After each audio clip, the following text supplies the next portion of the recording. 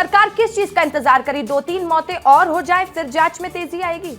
बिल्कुल कोई मौत का इंतजार नहीं करता। देखिए, जब प्रेशर होता है, कोई मामला बहुत गंभीर होता है, बहुत मामला गर्म होता है, लगातार मीडिया में सुर्खियां बटोरते हैं, तो जिसमें आरोपी रहते हैं या सह आरोपी रहते हैं, उनके ऊपर एक बहुत बड़ा मानसिक एक प्रेशर रहता है, उसको वो झेल नहीं पाते हैं और वो आत्महत्या कर लेते हैं। अब जो भी वो मामला, हम बहुत दुखी हैं, उनकी मृतात्मा को श्रद्धा सुमन देते हैं। लेकिन रसिका जी, समझना होगा कि कांग्रेस ने 2000 जब ये परियोजना 2019 के आसपास घोषित हुई थी, उसके बाद 1920, 21, 22, 23 लगातार सरकार क्या करती रही।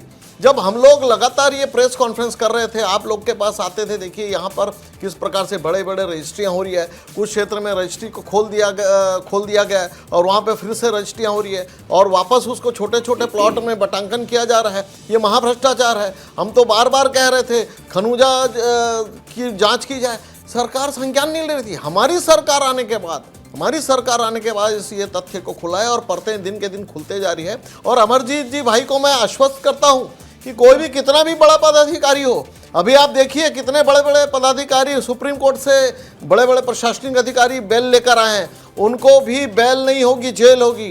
भारतीय जनता पार्टी किसी को छोड़ती नहीं है।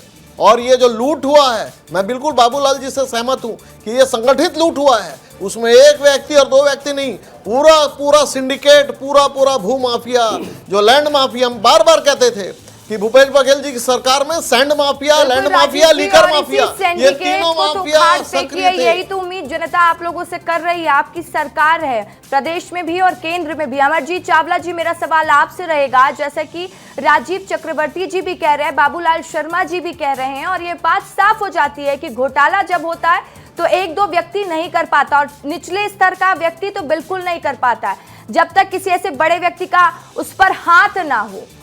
तो क्या कहें, या तो सरकार के में प्रशासन की कोई वही नहीं थी कि प्रशासन सरकार की कोई बात सुन रही थी, क्योंकि ठेकेदार और प्रशासन मिलकर इतना बड़ा भ्रष्टाचार आपकी सरकार में हुआ, ये तो बात मानेंगे ना अमरजीत चावला जी? रसिका जी, मुझे अपनी पूरी बात कहने का अवसर दीजिएगा। देखिए, ये मामला इसलिए चर्चा में इसलिए आया कि इसकी शिकायत कलेक्टर के पास हुई। ये बड़ा मामला था और आज छत्तीसगढ़ का बच्चा जानता है कि भारतीय जनता पार्टी के किस मंत्री के रिश्तेदार, किस विधायक के रिश्तेदार और 3-3 ब्यूरोक्रेट्स के ऊपर शक की सुई है, जिनके रिश्तेदारों को लाभ हुआ। और उसमें रायपुर कलेक्टर की सर्वाधिक शिकायत थी। उस रायपुर कलेक्टर को उठाकर ये लोगों ने राजनांदगांव ट्रांसफर कर दिया। देखिए, ये नहीं राजीव जी, ये जांच इसलिए हो रही है क्योंकि नेता प्रतिपक्ष ने जब सीबीआई जांच की मांग की तो वहां पे सरकार फंस रही थी, तो अपना दामन बचाने के लिए उन्होंने एक फॉर्मेलिटी करने के लिए ईओडब्ल्यू को दे दीजिए। और देखिए, जब जांच हुई, जांच पे 1190 खसरे हैं। उस 2022 में आया था ना? नहीं, मैं बता रहा हूं रसिका जी, सीबीआई की जांच जब गले का फंदा बन गई तो 53 खसरे पर जब जांच के लिए पूरा तय हो गया,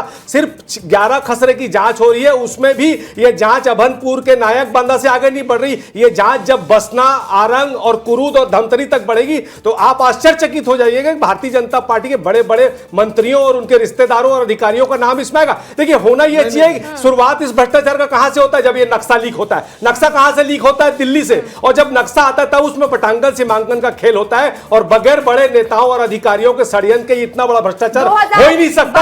और ये सिर्फ छोटी मछलियां वो पकड़ रहे हैं। जी, मैं बता रहा हूं। देखिए, देखिए मैं बता रहा हूं राजीव जी, 4 छोटे, मैं बता रहा हूं, देखिए नहीं, देखिए 4 छोटे लोगों को गिरफ्तार किया गया है और ये चारों छोटे लोगों का नाम है भैया। आप बड़े लोगों को पकड़ नहीं रहे।